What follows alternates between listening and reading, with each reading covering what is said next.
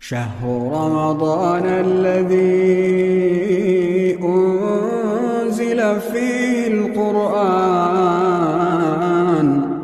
اللہ رب العالمین والصلاة والسلام علی رسول الامین وعلی آلہ واصحابہ اجمعین وبعد. تو شاہد بھائی کون کون صورتیں ہوئیں آج؟ نہیں کیا شاہد بھائی کدھر ہیں؟ کون کون صورتیں ہوئیں؟ ذاریات، ہاں ہاں ہاں، نجم، ہاں سورہ نجم، سورہ قمر، ہاں ہاں، سورہ حدید، سورہ حدید. حافظ صاحب آج کتنی صورتیں ہوئیں؟ 7 ہوئیں، جس میں 6 جو ہے مکی ہیں اور 1 مدنی ہے. 6 صورتیں مکی ہیں. سورہ کون کون مکی ہیں مصباح صاحب؟ سورہ ذاریات، سورہ طور، سورہ نجم، سورہ قمر، سورہ رحمان، سورہ واقعہ. یہ 6 صورتیں مکی ہیں اور 1 سورہ یعنی سورہ حدید مدنی ہے. اب جو ہے وہ سلسلہ شروع ہو گیا ہے. کل جو ہے کم سے کم اگر 28واں پارہ پڑھیں گے تو پھر 9 صورتیں ہیں، وہ 9 صورتیں ہوں گی جو سب کے سب مدنی ہوں گی انشاءاللہ. تو سورہ ذاریات بھائی نکال لیجیے، حافظ صاحب نکال لیا، اور کسی کے پاس ترجمہ ہے تو وہ بھی نکالیں. والذاریات ذروا فالحاملات وقرا فالجاریات یسرا فالمقسمات امرا انما توعدون لصادق. ترجمہ پڑھیے تو. والذاریات ذروا، قسم ہے ان ہواؤں کی جو گرد اڑانے والی ہے. گرد اڑانے والی ہیں. قسم ان ہواؤں کی جو گرد، ہوا جب تیز چلتی ہے طوفان تو گرد اڑتی ہے. چلیے. اور فالحاملات، پھر پانی سے لدے ہوئے بادل اٹھانے والی ہے. ہاں ٹھیک ہے. پھر سبک رفتار اس کے ساتھ چلنے والی ہے. ہاں پھر ایک بڑے کام بارش کی تقسیم کرنے والی ہے. یہ ہے کہ جس چیز کا تمہیں خوف دلایا جا رہا ہے. تو ہوائیں مختلف ہوتی ہیں، بادلوں کو لے کر چلتی ہیں، تو پھر وہ تقسیم کرتے ہیں. یعنی ہر جگہ یکساں نہیں بارش ہوتی. جی یکساں ہوتی ہے کیا؟ نہیں، کہیں بارش ہوتی ہے، کہیں بارش نہیں ہوتی، اور کہیں جو ہے بارش ہوتی ہے، کہیں طوفان بن جاتی ہے. یہی ہے نا، کہیں وہ طوفان بن جاتے ہیں. تو یہ ہوتا ہے. پھر ان ہواؤں کے ذریعے جو کہہ رہا ہے، جو اصلی جملہ آگے، انما توعدون لصادق وان الدین لواقع. انما توعدون جو وہ چیز جس کی تمہیں دھمکی دی جا رہی ہے وہ کیا ہے؟ صادق، سچی ہے. انما توعدون لصادق وان الدین لواقع. دین سے مراد سلامی صاحب، وان الدین لواقع، اور دین سے مراد جزا بدلہ واقع ہو کر رہے گا.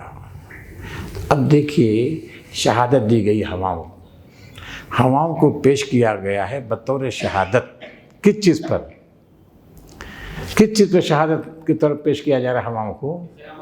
کہ قرآن مجید جس دن کی خبر دے رہا ہے یعنی بدلے کی، وہ خبر سچی ہے اور بدلہ کا دن واقع ہو کر رہے گا. یہ بات ہوئی نا، بدلے کا دن واقع ہو کر رہے گا، بچ نہیں سکتے تم. دلیل کس سے دی؟ ہواؤں سے. شاہد ہواؤں کو بنایا.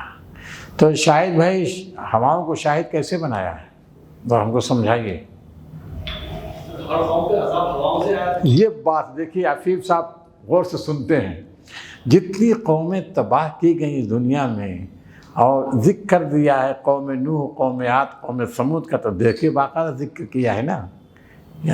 قوم لوط کا ذکر کیا ہے. اور ان سارے قوموں پر تباہی کس نے مچائی؟ ہواؤں نے. ہواؤں کے ذریعے تباہی آئی ہے. ایک جملہ ہوا. دوسرا جملہ چلیے. لہذا بارش، پانی سے لدے ہوئے بادل. ٹھیک نہیں، وہ سب ہوائیں ہیں نا، وہ سب ہواؤں کا کرشمہ یا ہواؤں کے دوش پر یہ بادل چلتے ہیں نا. بادل کیا ہے؟ کچھ نہیں ہے. وہ تو ہوا نہ ہو تو بادل کیا ہے؟ وہ تو کرشمے سب بادل ہواؤں کے ہیں.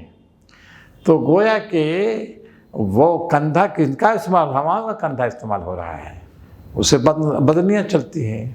تو استدلال کیسے، یہ بتائیے پہلے۔ یہ ہواؤں کو کہا ہے کہ یہ جو ہے جو نبی انما توعدون، وہ چیزیں جس کی تمہیں دھمکی دی جا رہی ہے وہ بالکل سچی ہے، یہ دھمکی کو مذاق نہ سمجھنا۔ وَإِنَّ الدِّينَ لَوَاقِعٌ، اور بدلہ واقع ہو کر رہے گا۔ اب اس کے لیے گواہ کے طور پر ہواؤں کو پیش کیا ہے، یہی بات ہے نا، ہواؤں کو پیش کیا ہے۔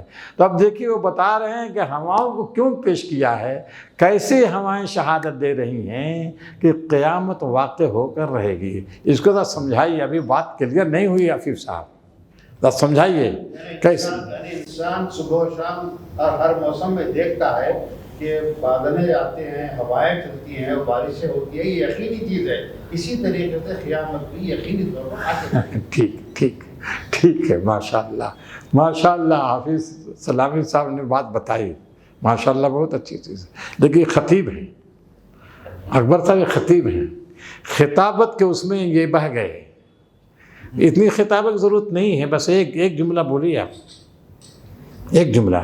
چلیے صاحب، یوسف خان صاحب بولیے۔ عفیف سی صاحب آپ مختصر بولتے ہیں، عفیف صاحب بات کی تہ تک پہنچ جاتے ہیں، مختصر بولیے عفیف صاحب۔ یہ ہوائیں پہلے رحمت کی بارش پڑ سکتی، ٹھیک ہے، پہلے ہوائیں رحمت کی بارش۔ چلیے جب انکار کریں تو یہی ہوائیں پھر اللہ۔ ٹھیک، چلیے یہ پہلو ہے کہ یہ جو ہوائیں جہاں باعث رحمت بنتی وہیں باعث رحمت کی، ٹھیک ہے۔ عجب امتحان کوثر یہ تمیز خیر و شر کی، وہی آگ بھی اجالا وہی بستیاں جلا دے، یہ پہلو تو ہے اس کا، ان ہواؤں کے کرشمے، ٹھیک ہے کہ نہیں؟ ابھی بات نہیں آئی جدھر قرآن مجید استدلال کر رہا ہے، وہ بات آئی نہیں ابھی۔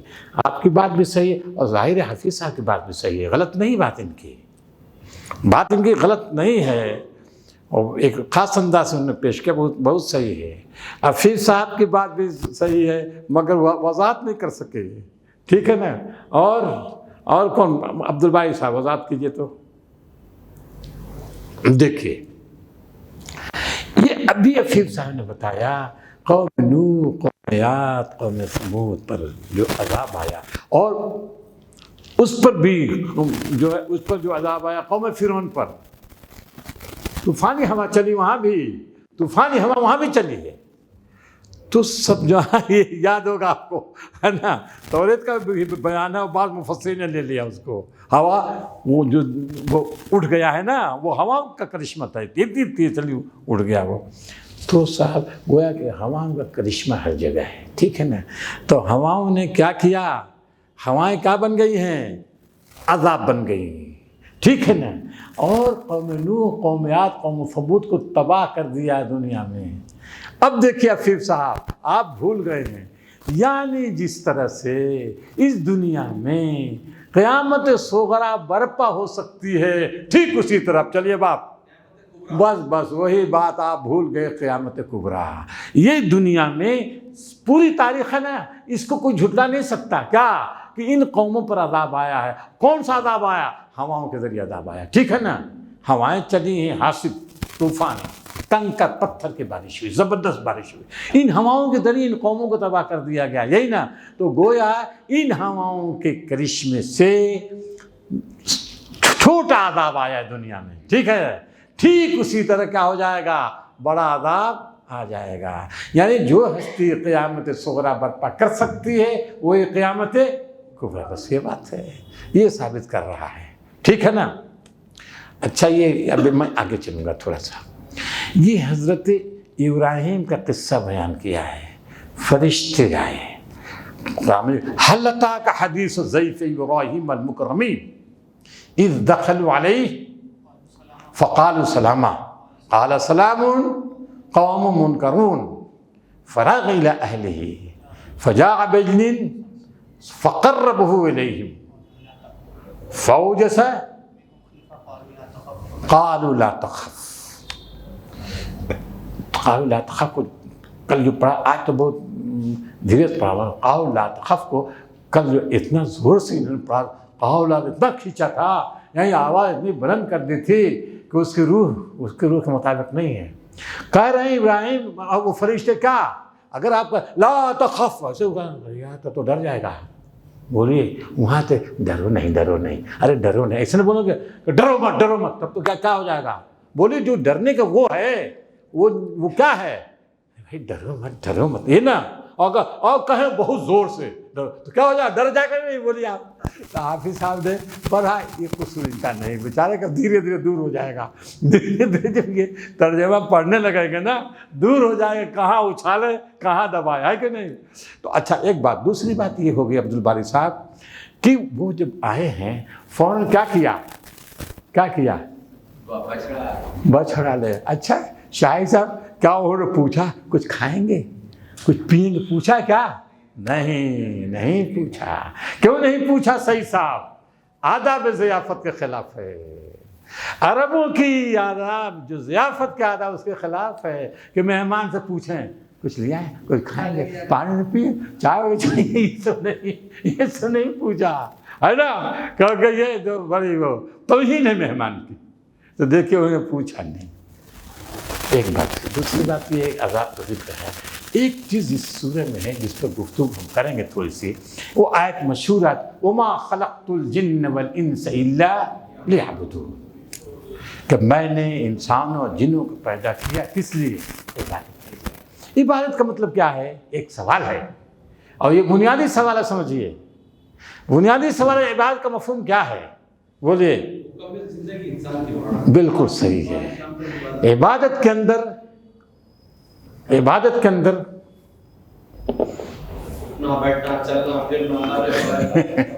بالکل صحیح ہے بھائی، بہت اچھی بات ہے، حفیظ صاحب بیان کرتے ہیں آپ، ہے نا؟ ٹھیک ہے، عبادت کے معنی دیکھیے قرآن مجید 3 بیان کرتا ہے، 3 معنی عبادت کے ہیں قرآن میں۔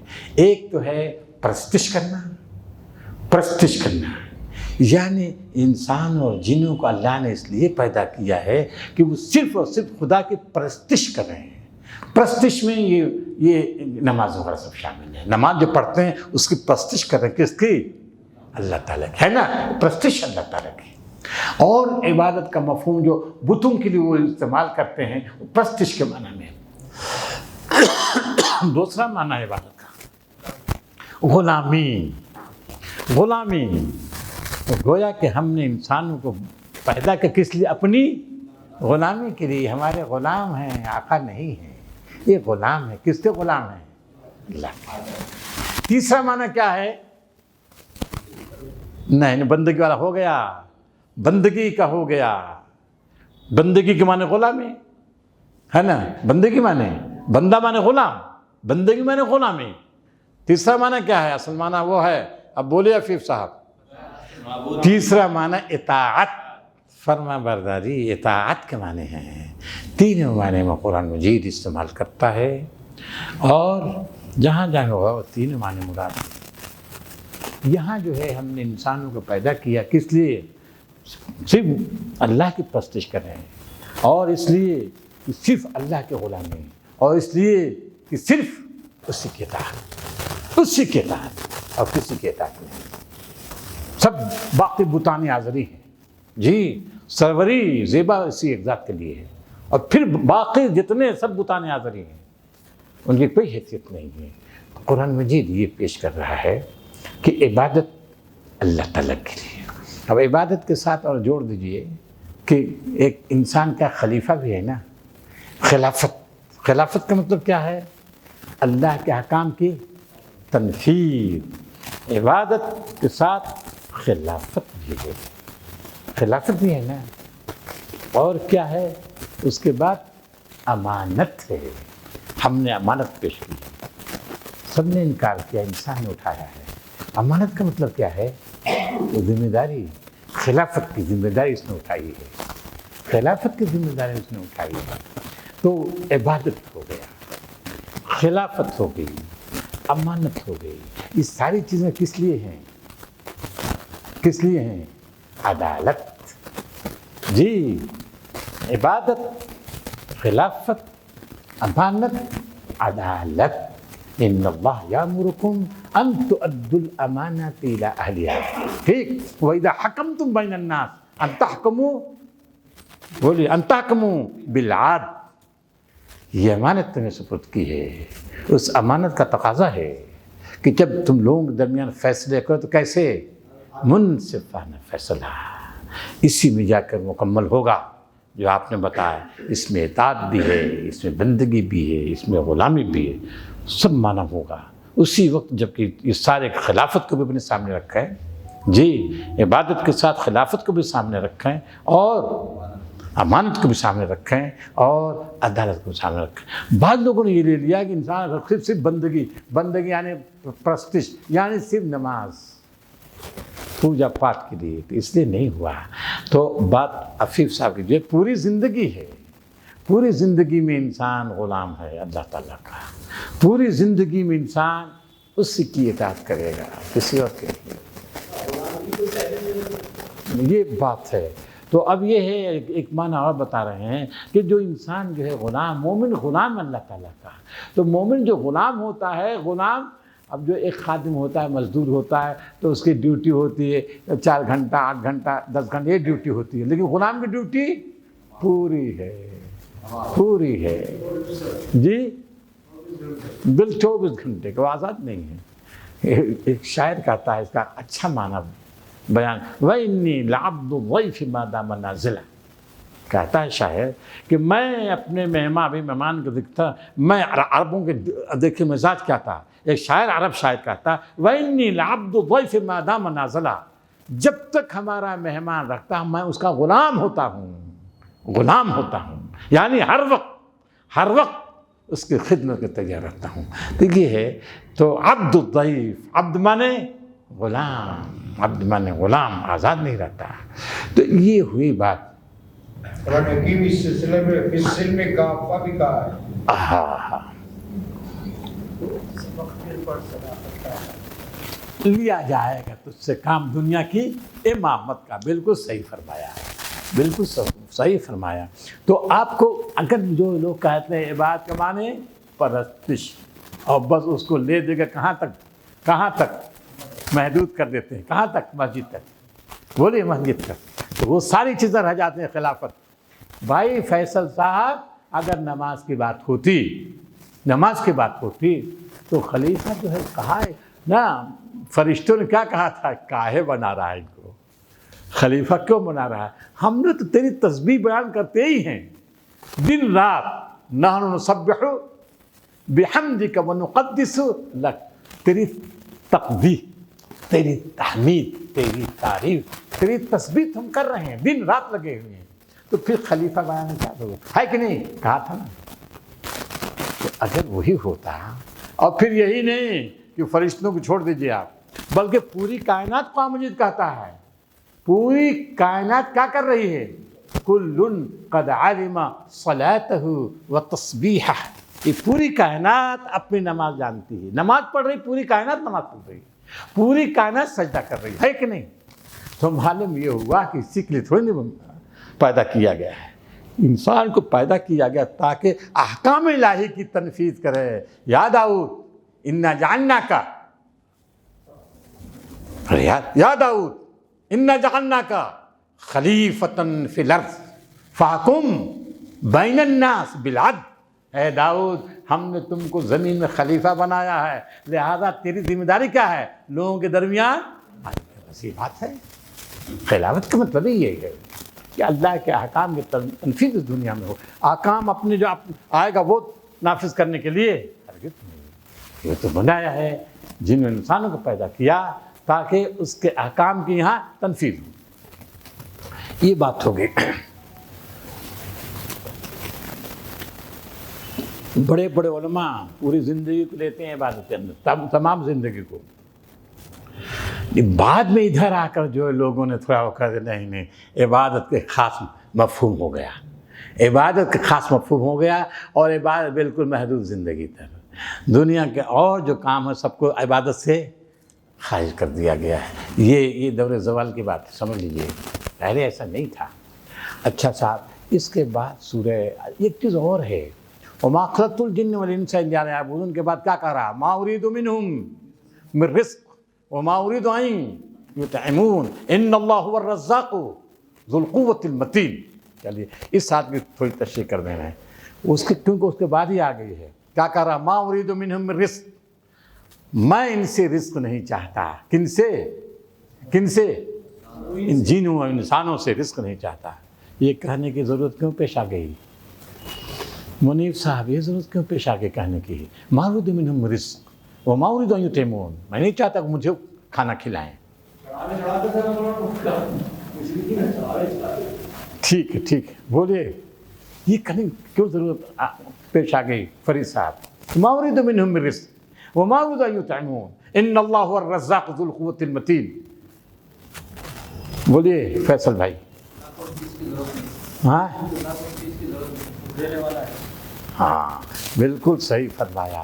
کہہ رہے ہیں کہ انسان دنیا میں غلام بناتا ہے، قوموں کو غلام بناتا ہے. کس لیے؟ تاکہ اس کی روزی میں، اس کی آمدنی میں اضافہ ہو جائے. بولیے اضافہ کی دنیا کرتی ہے. اور ہم غلام اس لیے نہیں بنا رہے ہیں، ہم نہیں کر رہے ہیں تمہارے گردن میں جو فوق غلامی ڈالنا ہے، اس لیے نہیں کہ ہماری سلطنت میں اضافہ ہو، ہمارے آمدنی میں اضافہ ہو. ارے ہم سب کو کھلا رہے ہیں، یہ ہے مطلب اس کا. تو بڑی غلط فہمی دور کر دی اس نے. یہ جگہ جگہ دکھاتا ہے وہی ٹائم ملائی ٹائم، وہ سب کو کھلاتا، وہ کھلایا نہیں آتا، سب کو دینے والا وہ ہے.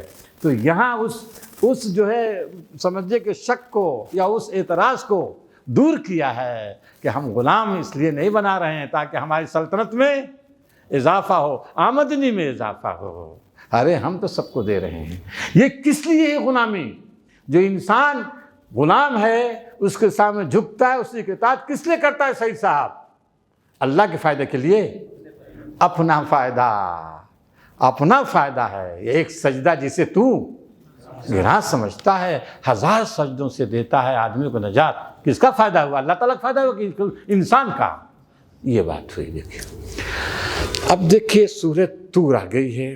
ہم نے کل عرض کیا تھا کہ سورہ قاف سے لے کر سورہ واقعہ تک یہ 7 صورتیں ہیں، اور ان 7 صورتوں میں اس بات قرآن کیا گیا ہے.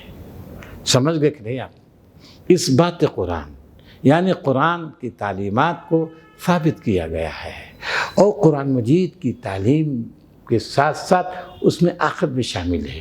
کیونکہ اس بات قرآن، اس بات آخرت بھی ہے. سمجھیے قرآن مجید کو ثابت کر دیا جائے گا تو آخرت بھی ثابت ہو جائے گی. تو اس طرح سے آپ دیکھیں گے تمام صورتوں میں. اب آپ دیکھیں قاف والقرآن مجید تھا، فذکر بالقرآن من یخاف وعید تھا، اور سورۃ طور کا آغاز کیسے؟ والطور وکتاب مستور. شاہد ہے یہ کتاب جو لکھی جا رہی ہے، مستور. اور سورۃ نجم میں کیا ہے؟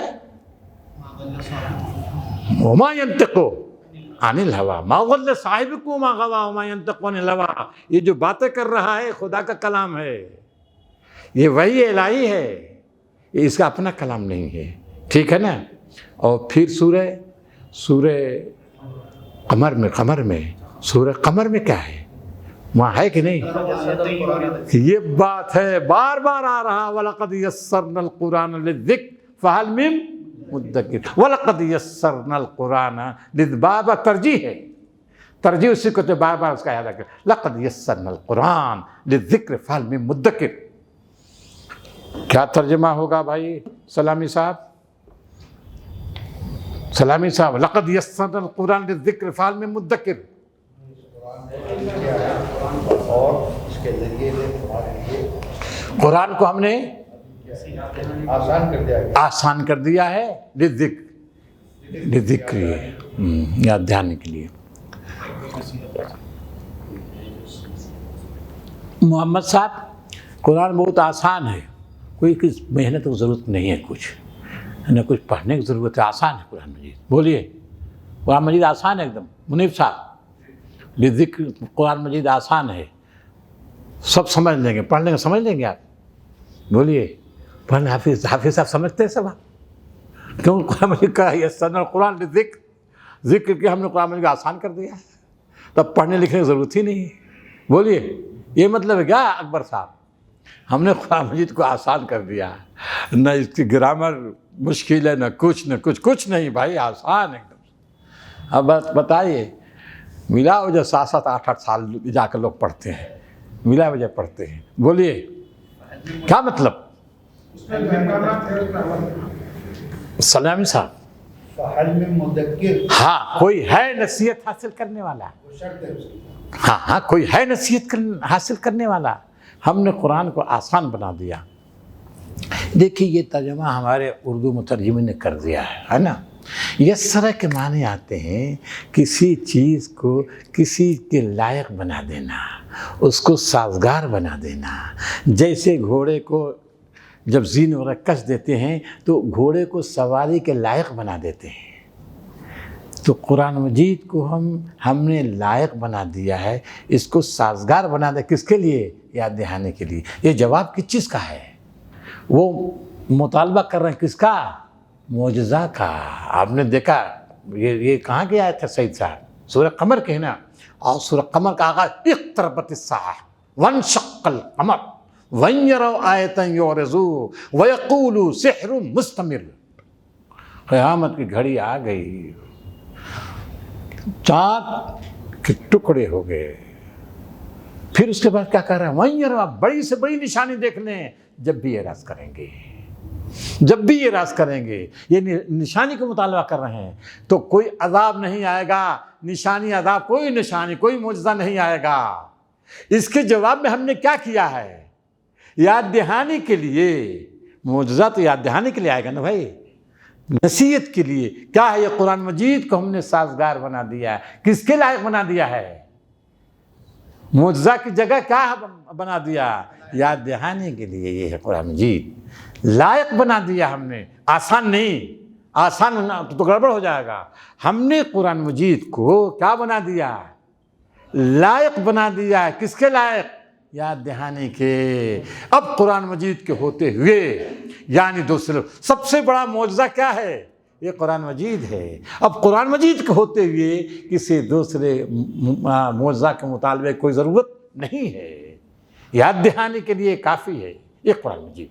یہ مفہوم اس کا ہے۔ اب دیکھیں اس میں مختلف انداز سے بار بار اس کو بیان کیا۔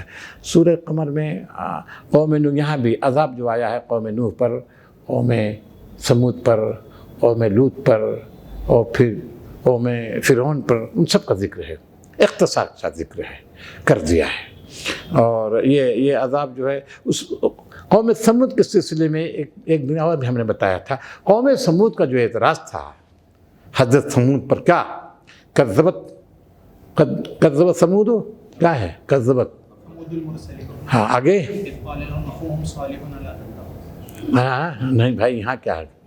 کذبت سمود بالنذر، کذبت سمود بالنذر۔ سمود نے ڈرانے والوں کو جھٹلا دیا۔ کیا کہتے ہیں سمود؟ قوم سمود کے لوگ کیا کہتے ہیں؟ کذبت سمود بالنذر فقالوا ابشرا منا واحدا نتبعه انا اذا لفی ضلال وسعور۔ کیا کہا؟ قوم سمود نے ڈرانے والوں کو جھٹلا دیا۔ اب کیا کہتے ہیں؟ کیا کہا؟ فقالوا بشرا، کیا ایک بشر واحد، ابشرن پھر واحد، ایک بشر، اور وہ بھی تنے تنہا، اور وہ بھی ہم میں سے ہو، اس کی اتباع کریں، اس کی اتباع کریں۔ تو اگر ایسا کریں گے تو ہم جیسا گھامڑ کوئی نہیں، ہم جیسا گمراہ کوئی نہیں ہے، گمراہ ہو جائیں گے۔ یہ کیوں کہہ رہے ہیں؟ وہ اس کس کا جواب دے رہے ہیں؟ اس کو ذرا پھیلایا تھا ایک دن اور بتایا تھا ہم نے سورہ مومنون میں۔ کیا کہنا چاہتے ہیں اکبر صاحب؟ قوم سمود کے لوگ نہیں سمجھا، وہ اس دن بتایا تھا۔ کہہ رہے ہیں کہ ایک طرف ہماری پارلیمنٹ ہے، بہت سارے لوگ ہیں، بہت سارے دماغ جو قوم کے اعلیٰ دماغ ہیں، وہ سب بیٹھتے ہیں، وہ مسئلے کا حل پیش کرتے ہیں، وہ ایک نظام بناتے ہیں، انسانوں کے لیے نظام بناتے ہیں۔ اور ایک طرف یہ پیغمبر ہے، کہہ رہا کوئی نظام، پھر صرف ہمارا نظام چلے گا، یعنی ہم پر جو اللہ تعالیٰ نے تعلیمات اتارے وہی ایک۔ تو وہ کہہ رہے ہیں کہ قوم کو سمجھانے بتاؤ یار، بتاؤ یہ کہہ رہا ہے کہ ہمارے ایک بشر کی، وہ ہم جیسا بشر ہے اس کی ہم پیروی کریں تو پھر گمراہ ہو جائیں گے، سب چیا پاچا ہو جائے گا، ہمارے نظام ہی کہاں۔ ایک تو پوری کابینہ ہے، بہت سے دماغ لگے ہوئے ہیں، بہت سے دماغ مل کر ایک نظام بنا رہے ہیں، اور ایک تو یہ ہے اس کے مقابل کہتا ہے کہ صرف ایک ہی پیروی کرو بھائی، اسی میں تمہاری بھلائی، ایک ہی پیروی کریں گے ہم تباہ ہو جائیں گے۔ اِنَّا اِذًا لَفِي ضَلَالٍ وَسُعُرٍ، ضلال بنے کھاتے ہیں، پیتا وہی جو ہم پیتے ہیں۔ اگر اس کا کھانا آسمان سے آتا، پانی کوئی خاص ہوتا تو ہم سمجھتے کہ اعلیٰ دماغ رکھتا ہے، اس کا کھانا وہی ہے جو ہمارا کھانا ہے، اس کا پینا وہی ہے جو ہمارا پینا ہے، تو پھر کہاں سے دماغ آ گیا اس کا، کہاں سے آ گیا؟ بھائی یہ کھانا وہی ہے، یقیناً پانی وہی ہے، اس میں دو رائے نہیں ہے، ٹھیک ہے وہ بھی بشر ہے، لیکن ایک فرق ہے، کیا؟ وہ اللہ کا فرشتہ ہے، بس یہ قرآن مجید یہی کہتا ہے، کسی کا انکار نہیں کرتا، بس یہ کہتا ہے کہ بھائی وہ ہے، ہم خدا کے فرشتہ ہیں، ہم اللہ تعالیٰ کی طرف بھیجے گئے ہیں، ہم تمہارے خیر، یہ بھی کہتا ہے، جنہوں نے کہا ہے اِنَّ لَكُمْ رَسُولٌ ناصح، ہم تمہارے خیر خواہ ہیں، ہم تمہارے بدخواہ نہیں، ہم خیر خواہ ہیں، تم ہماری پیروی کرو گے تمہاری بھلائی ہوگی۔ تو اس طرح سے وہ دعویٰ، لیکن یہ قوم کبھی نہیں مانتی۔ آپ نے دیکھا کہ عذاب آیا، اس عذاب کا تذکرہ یہاں بھی ہے اور ایک خاص انداز سے ہے۔ اس کے بعد سورہ رحمان ہے، سورہ رحمان کا آغاز دیکھیں خاص انداز سے، الرحمن علم القرآن، ترجمہ پڑھیے تو۔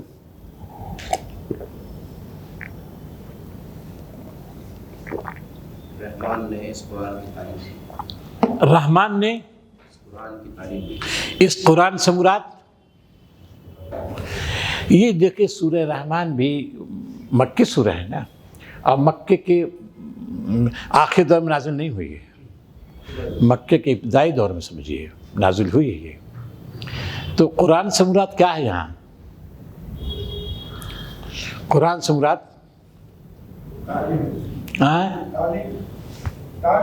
تعلیم، بالکل، قرآن سے مراد پڑھنا، قرآن کے معنی کیا؟ پڑھنا۔ وہ رحمان ہے، اس نے پڑھنا سکھایا، وہ رحمان ہے، اور اس رحمان نے اپنی رحمت کے ذریعے کیا سکھایا ہے؟ تعلیم، پڑھنا۔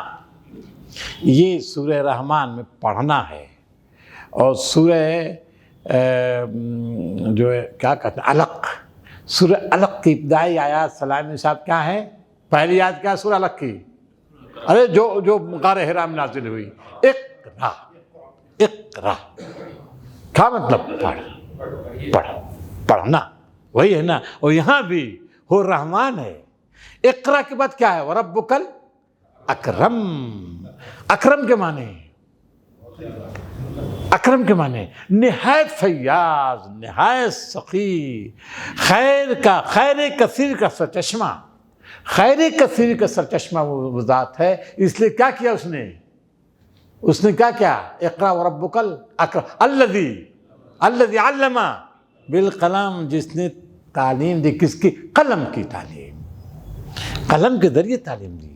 تو گویا پڑھنا دونوں، رحمان خدا کی رحمت ہے یہ کہ آدمی پڑھنا جانتا ہے، اور خدا کا کرم ہے، اس کا فیض ہے، فیض عطیہ خاص ہے کہ اس نے لکھنا سکھایا ہے۔ اور ساری انسانیت کے لیے دو چیز، ایک تو دیکھنے میں بہت معمولی ہے کا پڑھنا لکھنا، یہی نا، لیکن یہ بہت بڑی چیز ہے۔ بتائیے جو کچھ بھی انسان کو آج حاصل ہوا، جو کچھ بھی، اور آئندہ حاصل ہو کس سے؟ پڑھنے اور لکھنے سے، چاہے وہ کمپیوٹر آ جائے، سب اس سے فرق نہیں پڑتا، اسی سے لکھو تو، بلکہ ہے تو اسی کی دی ہوئی، اسی کا عطیہ خاص ہے، اسی کا فیض ہے یہ کہ اس نے پڑھنا اور لکھنا سکھایا ہے۔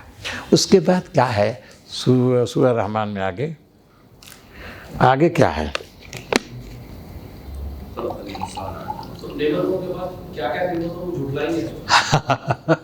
وہ تو بہت دور ہے، بہت دور ہے، بہت دور پہنچ گئے آپ۔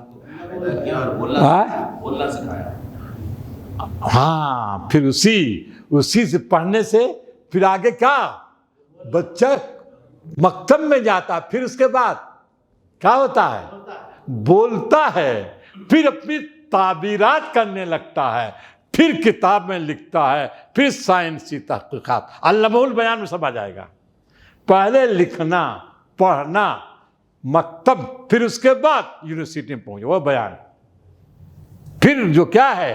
قوت تحریر ہے، پھر قوت اظہار ہے، نطق گویائی ہے۔ اور یہ گویائی جو ہے معمولی چیز نہیں ہے، اللہ تعالیٰ کا عطیہ خاص ہے، اظہار، بیان۔ چلیے آگے، پھر اس کے بعد کیا ہے؟ سورج اور چاند ایک حساب کے پابند۔ اب دیکھیے، الشمس والقمر بحسبان، سورج اور چاند کیا ہے؟ بحسبان۔ حسبان مانے حساب کے پابند ہے، ٹھیک ہے۔ آگے، والنجم والشجر یسجدان، اور ستارے اور اب دیکھیے ذرا سا شاہد صاحب، دیکھیے ستارے کہاں ہیں؟ اوپر، اور نیچے ہیں، اس میں کیا ربط ہوا؟ زمین سے آسمان تک اسی کا بالکل صحیح فرمایا۔ اچھا تو یہ بتائیے، پہلے ایسے چلیے، پہلے ٹکڑے میں کیا؟ الشمس والقمر بحسبان، کہاں کی سیر کرا رہا ہے؟ آسمان کی۔ دونوں کہاں ہیں؟ آسمان میں ہیں، دونوں آسمان میں ہیں، وہاں سیر کرایا، وہاں کے اس عالم کی سیر کرا رہا ہے۔ الشمس والقمر بحسبان۔ اب چلیے، والنجم والشجر یسجدان، اب تقاضا کیا ہے شجر کا؟ شجر کا تقاضا کیا ہے کہ اب نیچے لے آیا ہے وہاں سے، کہاں؟ چلو آسمان، آکاش ذرا نیچے آؤ، دھرتی پہ آ جاؤ تم، یہ دیکھو دھرتی پہ آ گئے۔ اب اس میں کیا ہے؟ نجم۔ نجم کے معنی کیا ہے؟ اگر ستارے سے گڑبڑ کر دیا، نا، نجم کے معنی دو ہیں، ایک تو درخت وہ ہے جو تنا دار ہوتا ہے، نجم وہ پودے جو تنا نہیں رکھتے۔ نجم مانے طلوع ہونا، اگنا، نجم۔ وہ ستارے پر بھی اس کا اطلاق ہوتا ہے، یقیناً ستارے پر بھی اطلاق ہوتا ہے، کیونکہ وہ بھی طلوع ہوتے ہیں۔ یہ پودے جو ہوتے ہیں چھوٹے چھوٹے گھاس، یہ سب جو تنا نہیں رکھتے، یہ بھی کیا ہیں؟ طلوع ہوتے ہیں بھائی۔ تو وہاں سے لے آئے نیچے، یہ تنے والے درخت اور یہ گھاس پھوس کیا ہے؟ سب کے سب وہاں سے لے کر یہاں، یعنی آسمان، عالم فلکی کا جو اس نے سیر کرایا، پھر عالم ارضی کی طرف لے آیا ہے۔ پھر یہاں دیکھو جگہ جگہ درخت نظر آئیں گے اور تمہیں پودے نظر آئیں گے، تو پھر کیا ہے؟ یہ سب کیا ہے؟ سجدہ ریز ہے۔ اس کے بعد کیا کہہ رہا ہے؟ نہیں، پھر اس کے بعد چلیے، وَالسَّمَاءَ رَفَعَهَا وَوَضَعَ الْمِيزَانَ، اور آسمان کو بلند کیا، اور کیا رکھا اس میں؟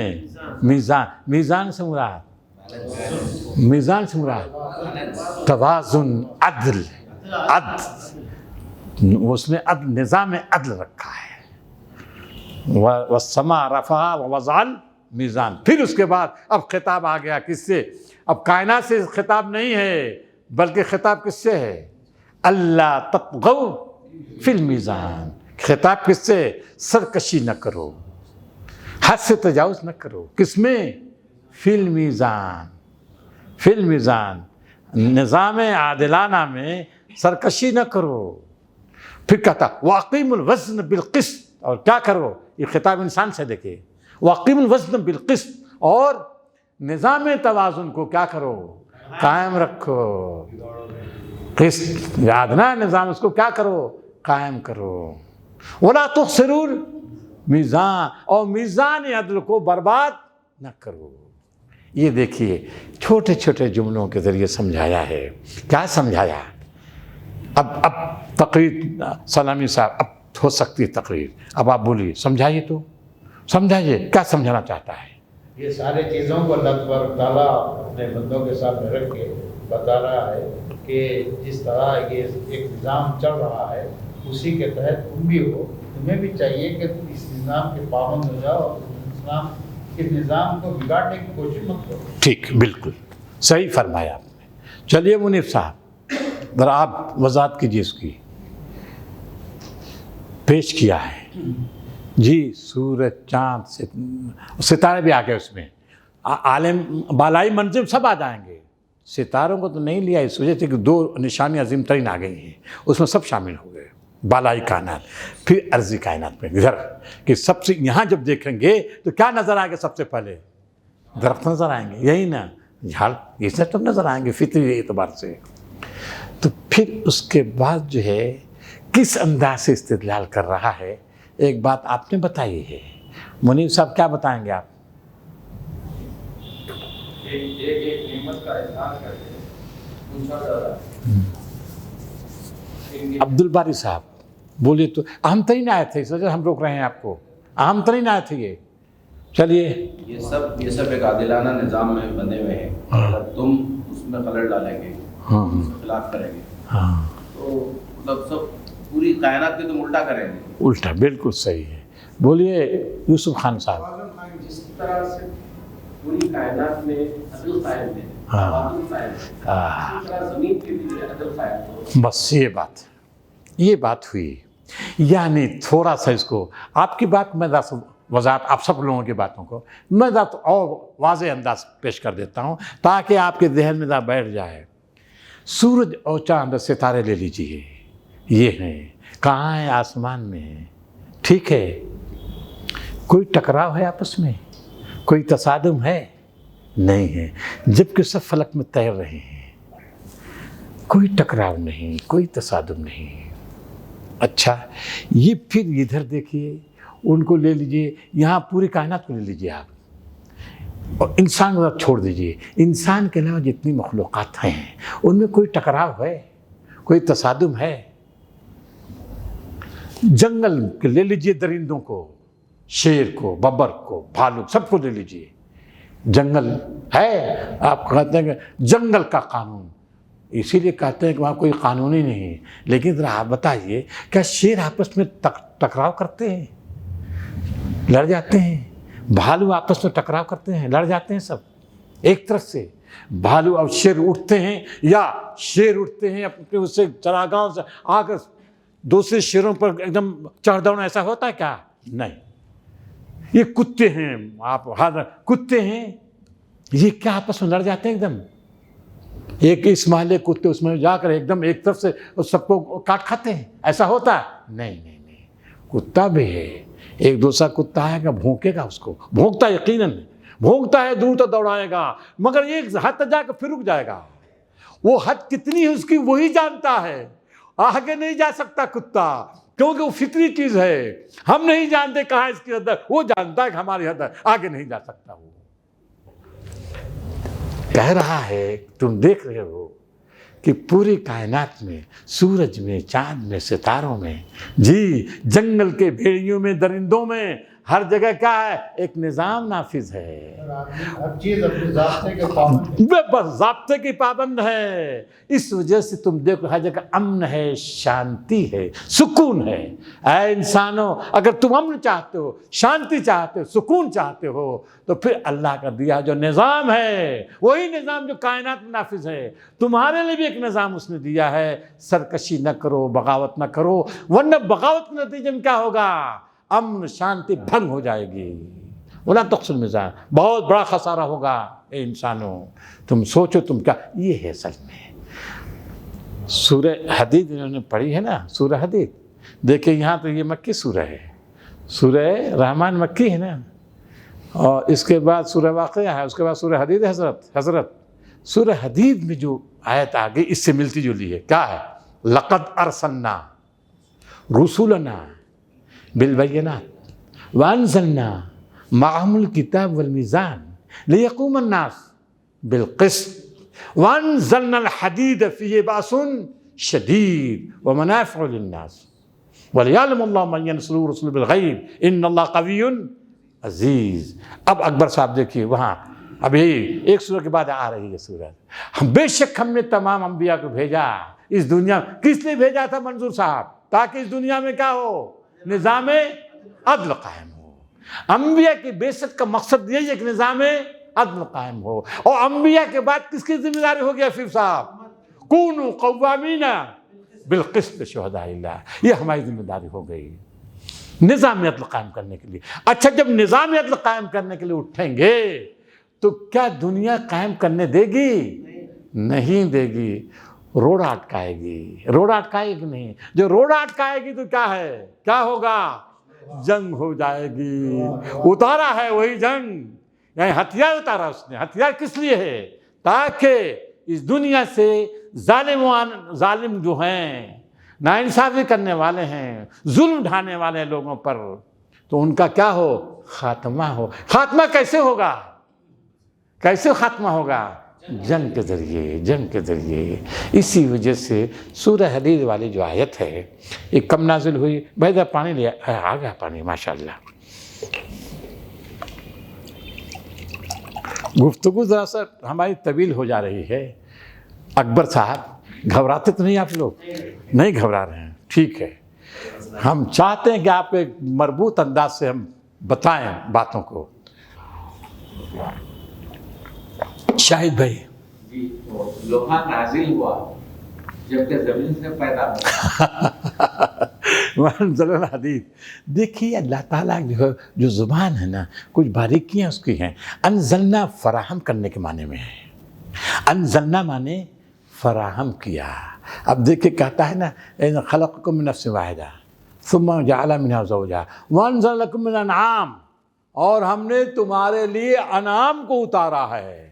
انعام کو اتارا, گائے بائے بھینس وہیں سے پیدا کر اتار دیا کیا, اور پھر دوڑنے لگے.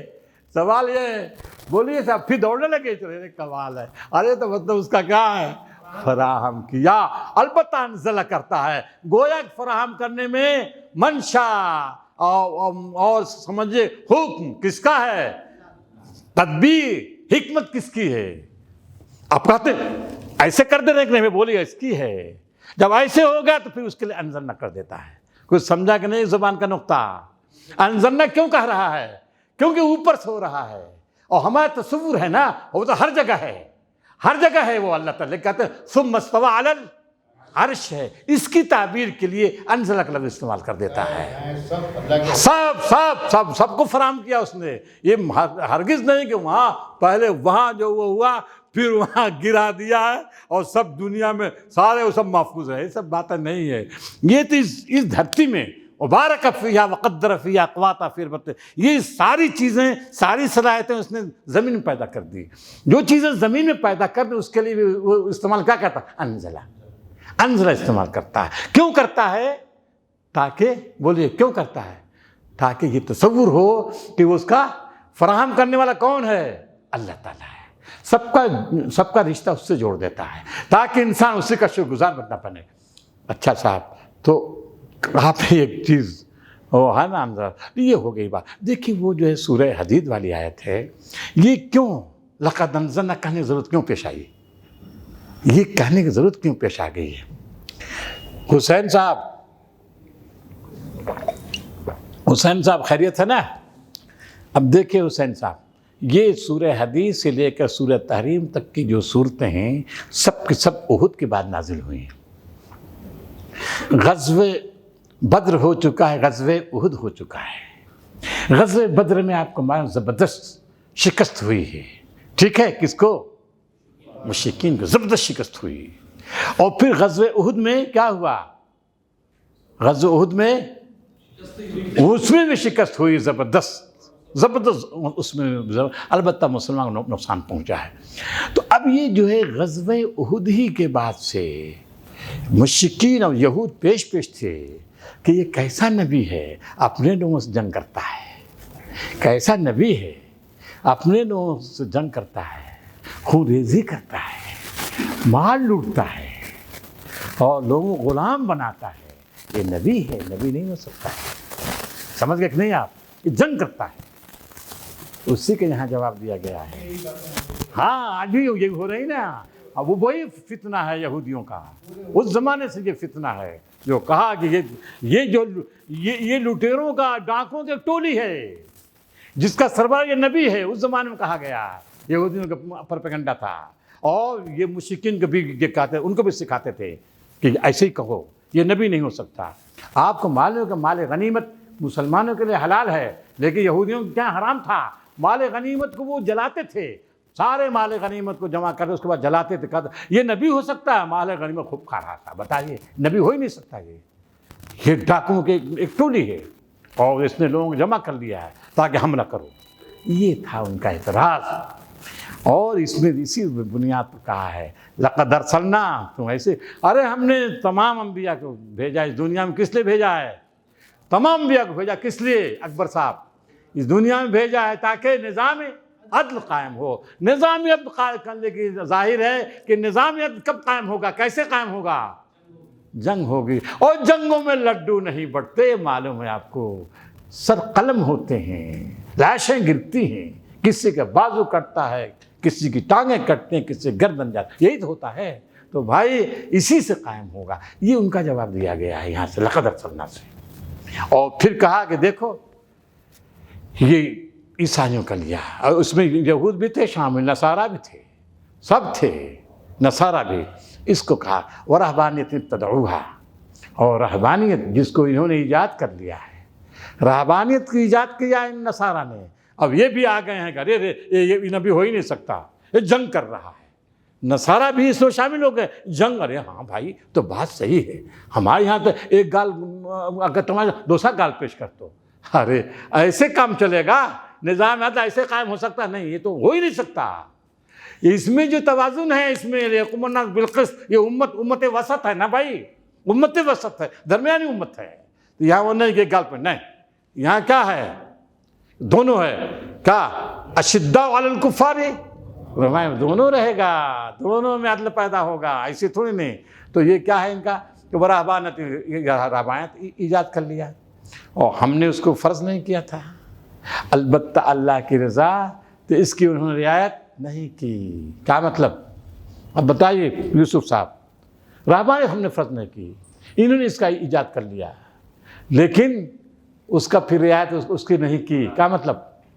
کیا مطلب رعایت نہیں کی؟ غیر فطری چیزیں تھیں، وہ اس کی رعایت نہیں کر سکتا تھا. بات تو صحیح ہے، بالکل صحیح بات ہے. رعایت نہیں کی. کس کی رعایت نہیں کی انہوں نے؟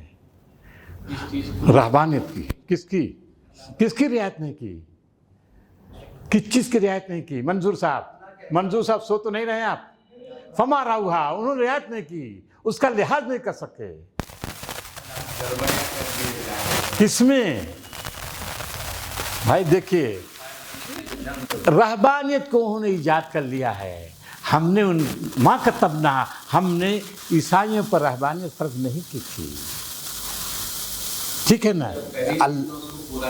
اچھا، جب انہوں نے اپنے اوپر اگر رہبانیت طاری کر لیا تھا تو اس کو کچھ نہ کچھ ان کو اس کا لحاظ کرنا چاہیے تھا، لیکن اس کا بھی لحاظ نہیں کر سکے. جو چیزیں حلال تھی انہوں نے خود خراب کر دیا، پھر اس پر وہ قائم بھی نہیں رہے.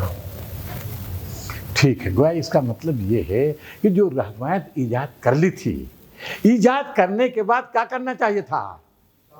اس کا لحاظ کرنا چاہیے تھا. یہ دیکھیے اکبر صاحب بالعموم مفسر یہ لیتے ہیں، جو شاہد صاحب نے کہا، عبدالحفیظ سلامی صاحب نے کہا، اور میرا خیال آپ لوگ یہی سمجھتے ہوں گے. رہبانیت ایجاد کر لیا تھا، اللہ نے نہیں فرض کی. ارے جب ایجاد کر لیا تو اس کا خیال کرنا چاہیے تم کو. جو تم نے ارے کیوں، جب بدعت ہے کیوں خیال کریں گے؟ جب بدعت ہے وہ بدعت ہے، اللہ نے فرض نہیں کیا، اس کی رعایت کیوں کی جائے گی بھائی؟ سمجھا کہ نہیں؟ اس کی رعایت کیوں؟ تو یہ ہے اللہ نے نہیں، البتہ اللہ کی رضا، رہبانی نے اللہ کی رضا فرض ہے، اللہ کی رضا کی رعایت نہیں کی ہے انہوں نے. اللہ کی خوشنودی کی رعایت نہیں کی ہے، پڑ گئے رہبانیت کے چکر میں. سمجھا کہ نہیں آپ لوگوں نے؟ الا ابتغاء رضوان اللہ، البتہ اللہ کی رضا، تو اس کی رعایت نہیں کی. کس کی؟ اللہ کی رضا کی. رہبانیت تھوڑی نہیں کہ رہبانیت فرض کرنا چاہیے تھا، ایسا نہیں ہے. اور یہ آپ سمجھیے، مولانا مودودی صاحب نے یا مولانا امین حسن اصلاحی نے، دوسرے مفسرین نے جو کیا ہے، یہ جو ہے علامہ ابن تیمیہ کے شاگرد علامہ ابن کثیر کو رائے ہے. علامہ کثیر کی رائے کو ہو بہو مولانا مودودی صاحب نے دیا ہے، اور ہو بہو مولانا امین حسن صاحب نے دیا، دونوں نے، اور میرا خیال اور مفسرین نے لے لیا ہے. حالانکہ اس آیت میں اس کی گنجائش ہی نہیں ہے. تو جو اوپر سے ایک چیز چلی آتی ہے نا، پھر بے دھڑک لوگ نقل کر جاتے ہیں. اب یہ اگر لے لیں آپ تو بتائیے وہ رعایت کی بات ہوگی اس میں؟ ہرگز نہیں. بلکہ کیا ہے؟ رعایت کس چیز کرنی ہے؟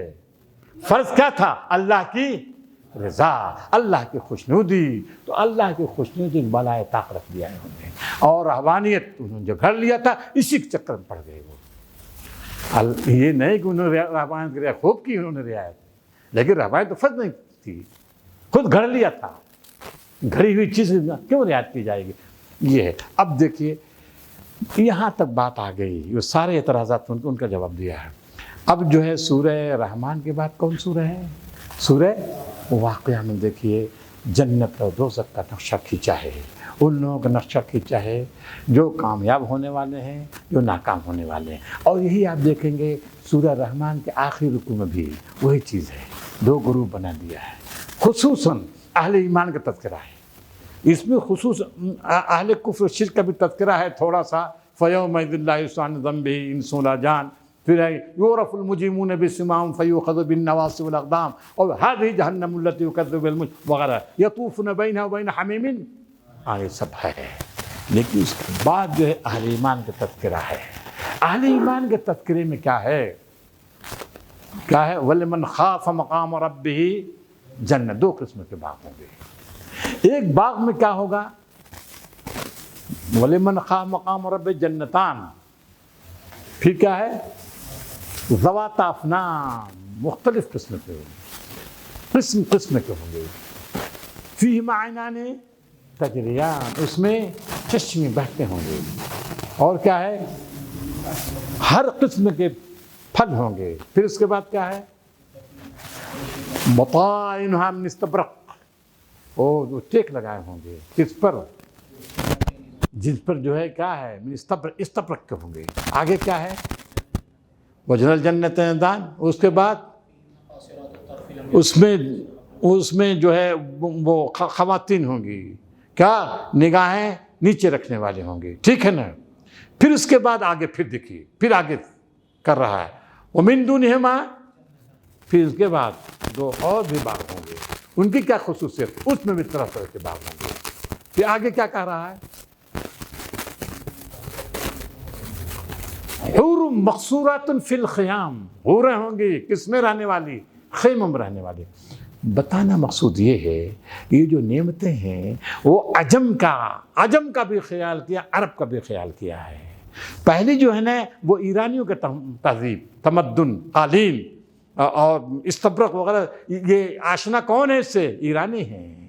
ایرانیوں کے تمدن کو پیش کیا ہے کہ دیکھو یہ ہے، جس ایرانی تمدن پر تم ریچھتے ہو، رشک کی نظر سے دیکھ، کفار قریش ہے نا، رشک کی نظر، تو ان کا بھی جلوہ دکھایا ہے۔ اور پھر جو ہے اس کے بعد جو ہے وہ حور مقصورات فی الخیام والی، وہ کون سا تمدن ہے؟ شام و عرب کا تمدن ہے، کیونکہ وہاں کی خواتین کہاں رہتی تھیں؟ خیموں میں رہتی تھیں، وہاں خیمے کا تذکرہ نہیں ہے۔ وہاں تو یہ البتہ وہ خاتون جو ہوں گی ایرانی تمدن والی نگاہیں پست رکھیں گی، لیکن وہاں نگاہوں کی بات ہی نہیں ہو رہی ہے، وہاں تو یہ ہے کہ وہ باہر نہیں نکلتے ہیں۔ حور مقصورات فی الخیام ہے، ہمیشہ خیموں میں رہنے والی ہیں۔ تو گویا کہ وہ خیموں میں رہنے والی سے مراد کیا ہے؟ عرب کی شاعری آپ پڑھیں گے، عرب کی شاعری آپ دیکھیں گے، پورا ہے کہ وہاں پردے کا بڑا اہتمام ہے صاحب۔ دور جاہلیت کی بات ہے، وہاں پردے کا اہتمام، وہ کہیں گے کہ ہماری عورتیں خیموں میں رہتی ہیں۔ تو وہاں جو نقشہ کھینچا گیا جنت کا بھی، دونوں تمدن کا خیال کیا گیا، ایرانی تمدن ان کے ذوق کا بھی خیال کیا گیا ہے، اور عرب اور شام کے تمدن کا بھی کر دیا ہے۔ تو وہ دوسرا میں عرب اور شام کا تمدن ہے، اختصار میں کر رہا ہوں۔ اب دیکھیے سورہ واقعہ ہے، واقعہ میں دیکھیے نقشہ کھینچ دیا جنت کا، دوزخ کا، دونوں نقشہ، دونوں کے نام کا، اور اس میں بڑے گروپ ہوں گے، جنت میں دوزخ میں بڑے گروپ ہوں گے۔ سورہ رحمان میں دو باغ ہوں گے، وہ سب گروپ ہوں گے، لگتا یہ ہے بہت سے گروپ ہوں گے۔ تو یہ دیکھیں اس میں سورہ واقعہ میں گروپ ہوں گے، ایک قسم کے لوگ نہیں ہیں، ثلۃ من الاولین وثلۃ من الاخرین ہے نا، گروپ یہ ہے۔ تو گروپ ہوں گے اپنے مزاج کے لحاظ سے، اور اس میں آپ دیکھیں گے کہ سورہ دہر میں 4 گروپ بتایا ہے، سورہ دہر میں 4 گروپ ہیں۔ سورہ آپ نے پڑھا تھا ابھی سورہ محمد میں 4 گروپ۔ یہ زمرہ بندی کیوں کی گئی؟ ہاں، زمرہ بندی ہوگی، کس لحاظ سے ہوگی؟ اعمال کا، مشرکین کی بھی زمرہ بندی ہوگی، وہاں بھی جہنمیوں کے لیے بھی زمرہ بندی ہوگی اور جنتیوں کے لیے بھی زمرہ بندی ہوگی، کیونکہ سارے جنتی یکساں نہیں ہوں گے. بولیے، سارے جنتی کچھ انبیاء ہوں گے، کچھ ان کے صحابہ ہوں گے ہر زمانے کے، کچھ بعد کے لوگ ہوں گے نا، تو سب یکساں نہیں ہو سکتے. تو کم سے کم قرآن مجید جو بیان کرتا ہے 4 قسم کے لوگ آتے ہیں. وہ اس میں دیکھیے سورہ محمد والے مثل الجنت التی وعد المتقون فیہا انہار، فیہا انہار ماء، اس میں نہریں ہوں گی، کس کی؟ پانی کی نہریں ہوں گی جنت میں، فیہا انہار من ماء. پھر اس کے بعد کیا ہے؟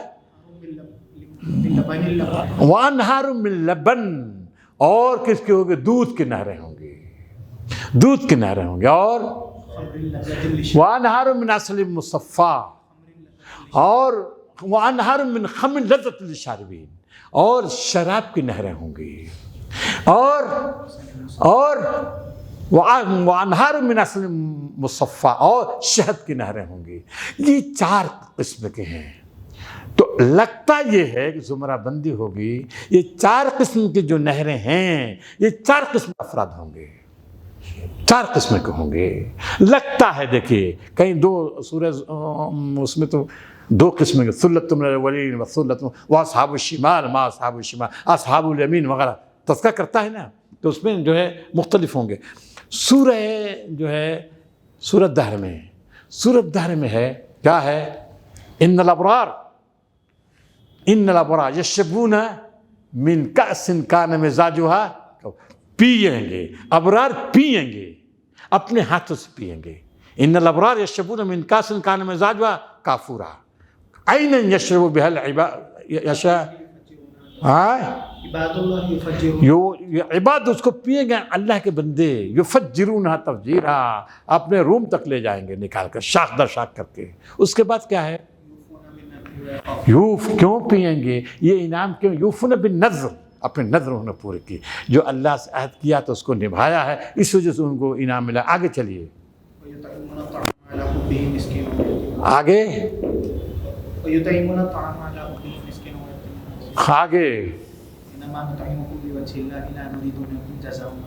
آگے انا نخاف من ربنا یوما عبوسا قمطريرا فوقاهم الله شر ذلك اليوم ولقاهم نضرة وسرورا وجزاهم بما صبروا جنة وحريرا متكئين فيها لا يرون فيها شمسا ولا زمهريرا. اس کے بعد کیا ہے؟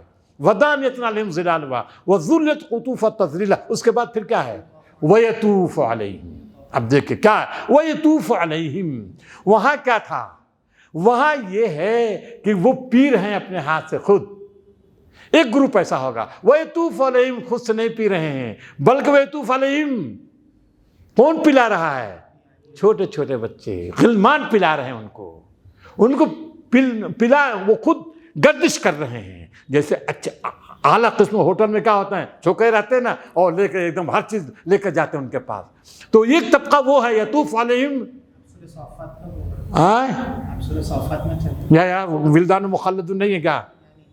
یار کیا بات کرتے، نکالو یطوف. ارے چھوڑو یار، پہلے نکالو اس کو چھوڑو. یطوف نہیں ہے کیا یہاں؟ دیکھو 2 ہے یار، یطاف بھی ہے، یطاف پہلے نکالو، اسی پڑھو بھائی، اسی سے آپ پڑھیے تو ہم چلتے ہیں. یطوف نہیں ہوگا، کیسے ہوگا؟ کیوں نہیں ہوگا یطوف؟ یطاف بھی ہے، یطوف بھی ہے، دونوں دیکھو ہے. ایسا کیسے ہوگا؟ دیکھو یطوف ہے کہ نہیں؟ ارے یار کیا بات. دیکھیں بھائی، آپ کوئی اور حافظ نہیں ہے، آگے پیچھے مت کرو، تم ہی چلو اس کو آگے پیچھے کر. ہے کہ نہیں یطوف؟ بس. تو دیکھیں 2 باتیں، وہاں خود پی رہے ہیں اور یہاں کیا ہے؟ یطوف علیہم، کون؟ غلمان پلا رہے ہیں. یہ دیکھیں پہلے تو یہ ہے، دیکھیے وہاں کیا ہے؟ وہ خود پی رہے ہیں، اور یہاں کیا ہے؟ یطوف ہیں. چکر نہایت اعلیٰ پیمانے کے چکر لگا رہے ہیں. ہم لوگ گئے تھے ابھی شمس آباد ایک ہوٹل میں، ارے صاحب آگے گھیر لیا تھا، آگے، اور وہ بالکل جنت کا نقشہ صاحب وہ ہوٹل ہے، پوچھئے مت. یطوف علیہم، ایسے سے آ رہے تھے. ایک تو ہو گیا. تیسرا کیا؟ یطاف علیہم، یطاف علیہم بیانیۃ من فضہ، گردش کرایا جائے گا. یہاں کر رہے ہیں، وہاں کرایا جائے گا. سمجھ گئے اپنا؟ وہ مجہول ہے، یہاں تو یطوف الولدان اذا رأیتم حسبتم لؤلؤا منثورا واذا رأیت ثم رأیت نعیما وملکا کبیرا. پہلے یطاف ہے پھر یطوف ہے. تو پہلے دیکھیں خود سے پئیں گے پھر پلایا جائے گا. کون پلا رہا ہے اس کا ذکر نہیں ہے. تیسرے میں غلمان پلائیں گے. چوتھے میں کون پلائے گا؟ وَسَقَاهُمْ رَبُّهُمْ شَرَابًا طَهُورًا. خود رب پلائے گا, خود رب لے لے گا. بتائیے وَسَقَاهُمْ رَبُّهُمْ شَرَابًا طَهُورًا. رب شراب طہور پلائے گا.